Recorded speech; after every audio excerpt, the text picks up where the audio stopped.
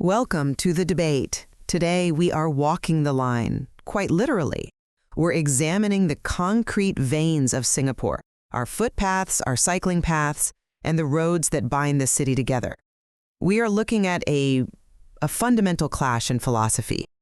And the central question is this: in a car-light nation, how do we actually keep people safe?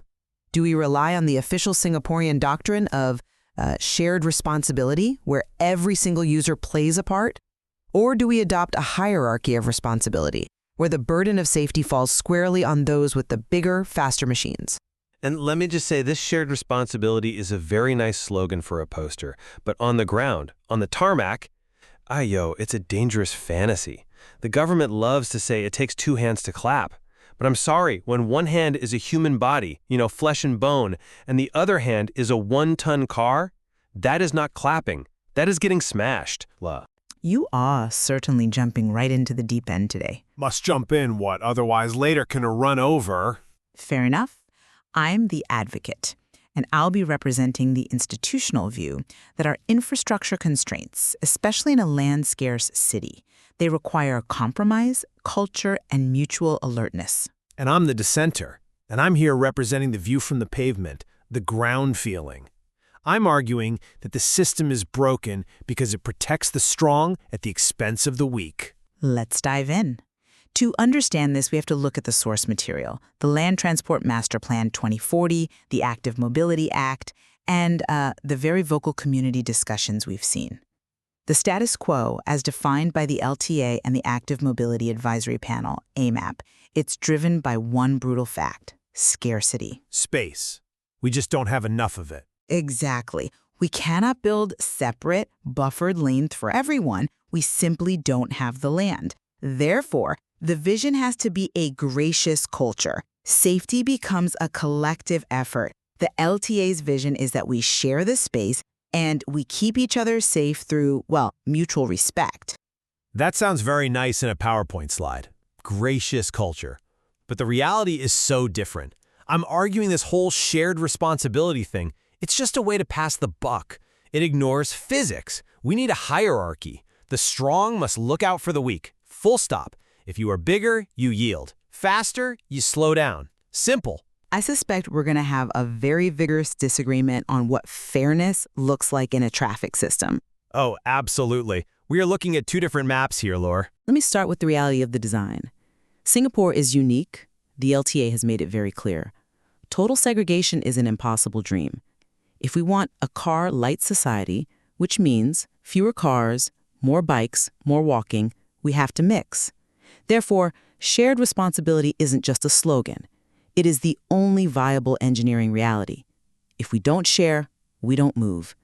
And if you look at the MOT reports, they consistently emphasize that safety relies on behavior.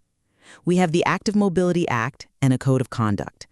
It mandates that cyclists must cycle considerately, but, and this is the key part, it also mandates that pedestrians must not be distracted. And this is where I start to get very frustrated. You are equating two completely different things. Well, hear me out. There's a legal precedent here that's vital. The 2015 Court of Appeal decision. A pedestrian had the right of way at a crossing, was hit by a taxi. The court found the driver mostly at fault, yes, but the pedestrian was found 15% liable for the accident because she didn't keep a proper lookout. 15% liable for getting hit when she had the right of way? That is exactly my point. How can? The majority opinion held that even with the right of way, you must share the responsibility for your own safety. This is the legal and moral framework we operate in. We build a system where everyone is alert. It's not about victim blaming. It's about survival in a complex environment. Okay, I hear you. But let me flip that coin. That court case, Chief Justice Sundaresh Menon actually dissented. He disagreed with the majority. He argued that if we rule this way, pedestrians can never relax, even when they follow the rules. It creates this constant anxiety. You walk on the zebra crossing, you still must look left, right, up, down, scared some taxi will whack you. My position follows the hierarchy of responsibility. This is not some new idea, It's common sense. Fast gives way to slow. Big gives way to small. Strong gives way to weak. In principle, that sounds quite noble. But how do you legislate common sense? You legislate priority. Right now, the law is upside down. The source material shows that pedestrians are mandated must, by law, to stop and look. But drivers? The campaigns just encourage them to slow down. Encourage? This power imbalance makes the pavement feel like it's been robbed from pedestrians. It gives drivers this idea that, the pedestrian also must look out. So if I hit him, it's not 100% my fault. I think you're conflating encouragement with enforcement. The penalties for reckless driving are severe. But let's look at the effectiveness of the culture approach. You're dismissing graciousness, but we have hard data. After the ban on PMDs on footpaths, accidents dropped by 30%. That was a regulatory move, yes, but it was backed by the Safe Riding Program and education. A ban is not culture law. A ban is a hard barrier. That actually supports my point. Separation works. When you separate the PMDs from the pedestrians, of course safety improves. But we can't ban everything. The Land Transport Master Plan 2040 explicitly aims for a conciliatory culture. We are trying to build a society where people want to look out for each other. If we only rely on hard barriers and strict hierarchies, we just create a litigious society. The Active Mobility Patrol, thousands of volunteers, they're out there educating people. We are seeing a shift. You can't just engineer your way out of human interaction. You have to improve the interaction. I'm sorry, but I just don't buy that. Let me tell you why. You talk about education, but let's look at the science of safety, specifically the Haddon Matrix. The injury prevention framework? Correct. It's referenced in the Singapore Medical Journal article. Relying on graciousness is relying entirely on the human factor in the pre-event phase. In safety science, the human factor is the most unreliable part. People get tired, people get distracted. If a system needs a grandmother to be alert and gracious just to survive a walk to the market, the system is flawed. So you're arguing for a system that assumes human error. Exactly. The Dutch model. Their motto is separate where needed, mix where possible. And this is the key. When you mix, you prioritize the vulnerable through design, not just signs. In the Netherlands, if a car hits a cyclist, the driver is almost always liable by default. Strict liability. Yes, because they recognize the car is a weapon. In Singapore, we put up a sign that says, slow down, and hope the driver's in a good mood. That is not systematic safety. That is Wayong. It's just for show. I think you're being a little uncharitable to the infrastructure efforts. It's not just signs. The LTA is implementing 3D traffic calming markings at silver zones. These are optical illusions that make lanes look narrower so drivers instinctively slow down. These are hard engineering changes designed to force vehicles to yield. Those are good steps, I admit. Silver zones are a step in the right direction. But they are islands of safety in a sea of danger. Lore. And regarding strict liability, the government does recognize vulnerability, but they also have to balance, accessibility. AMAP decided against mandatory insurance for individual cyclists. Why? To keep it affordable. If we'll enforce a strict liability model, we effectively kill the car light vision. Nobody will dare to ride a bicycle if they risk bankruptcy for a minor accident. Access for all, or access for the fast at the expense of the slow. You talk about 3D markings, but look at the code of conduct again. It says pedestrians should refrain from using mobile communication devices. Which is sensible advice. If you are walking, you should be looking where you are going. It is sensible advice, but it shouldn't be the basis of safety. This is the absurdity of it. Why must the weak stop to protect themselves from the strong?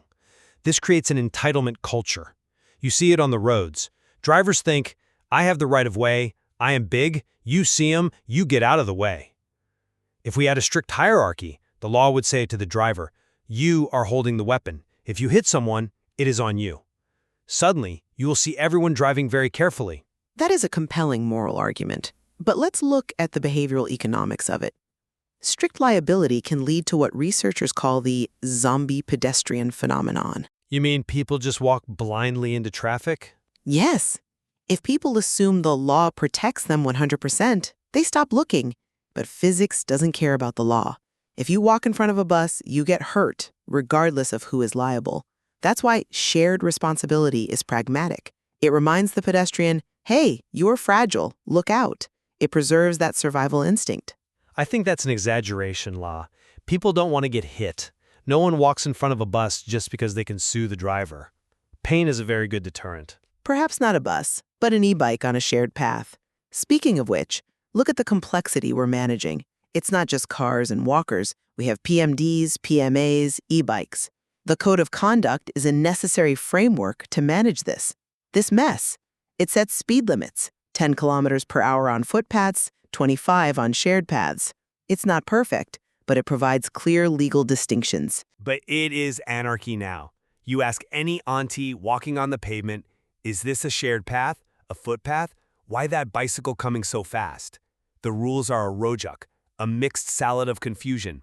The average person cannot memorize the entire Active Mobility Act. It's not about signage, it's about intuition. A hierarchy is intuitive. I am bigger than you, I yield. You don't need a handbook for that. And frankly, look at what LTA is doing now. They are converting some paths into pedestrian-only paths. To me, that is an admission that sharing has failed. They realize you cannot mix oil and water and just ask them to be gracious. I disagree that it's an admission of failure. It's a refinement. It shows the system is responsive. Where density is too high, we separate. Where we can share, we share. It's a spectrum. But let's talk about the most vulnerable group, the elderly and those using PMAs. The statistics here are tragic. They are concerning, but the system is adapting to protect them. Look at the recent review of PMAs, those mobility scooters. The government is cracking down on able-bodied people misusing them to speed around. They're reducing the speed limit for PMAs. This proves the shared responsibility model isn't static. It evolves to curb the strong when they abuse the system. Evolution is too slow. The police statistics show elderly pedestrians are still the most vulnerable group. They're overrepresented in accidents. Why? Because shared responsibility assumes everyone has the same reaction time. That's a fair point regarding biological limitations. It's the critical point. An elderly person cannot scan an alert the same way a teenager can. When a PMD comes zooming at 25 kilometers per hour on a shared path, which is legal by the way, the elderly person freezes. The shared model fails them because it expects them to participate in their own safety in a way they physically cannot. A hierarchy model would legally force the faster user to stop completely, not just ring the bell and expect the ante to jump. Ringing the bell is not safety, it is asking the victim to move. But that brings us back to infrastructure. If we want that level of safety, we need wider paths, we need total separation, and that means taking land from somewhere else, likely the roads. Then take the land from the roads. That is a battle for space that the LTA is fighting, but it takes decades. We are reclaiming road lanes for cycling paths, but we can't do it everywhere overnight. In the meantime, shared responsibility is the bridge. It is the social contract that keeps us moving while we build. It is a bridge made of straw. You see, the source material mentions Vision Zero, zero fatalities. You cannot get to Vision Zero by asking people to be nice. You get there by making it impossible to be dangerous. We are moving towards the conclusion, and I think our fundamental disagreement is clear. It's a clash between idealism and pragmatism. You believe the system places an unfair burden on the weak. I believe the system acknowledges the reality of our constraints and asks for mutual cooperation. It's not idealism, it's about who pays the price when things go wrong. To summarize my position, Singapore is too small for a fully segregated utopia. Shared responsibility is not victim blaming, it is a recognition of reality. We use infrastructure like silver zones, we use laws like the Active Mobility Act. And yes, we use education to foster a gracious culture. It is a multi-pronged approach. And we ask pedestrians to look up from their phones. That is how we survive together. And to summarize my side, shared responsibility sounds nice on paper, but it fails on the tarmac because physics is not shared. The damage is not shared. The pain is not shared. Therefore, the responsibility should not be shared equally. We need a hierarchy of responsibility. The law must be crystal clear. The operator of the dangerous machine bears the burden of care. We need to stop asking pedestrians to clap with two hands when the other hand is a bumper bar. We may differ on the method, but we certainly agree on the goal. Vision Zero. The question for our listeners is whether we get there through culture and cooperation, or through strict liability and structural force. Or maybe we just need to stop encouraging drivers and start compelling them. A point well made. That brings us to the end of this debate. It's a complex issue with no easy answers, but one that affects every single one of us the moment we step out the door.